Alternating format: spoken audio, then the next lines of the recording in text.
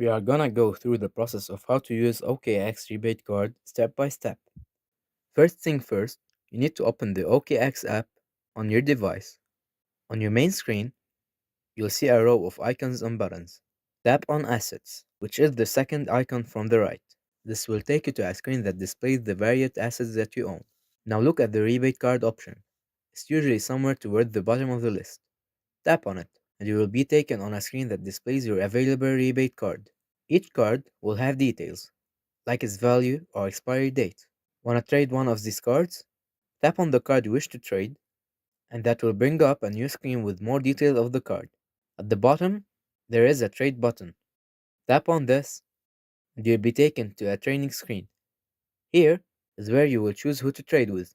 You can either manually input a user's ID or choose from a list of suggested users.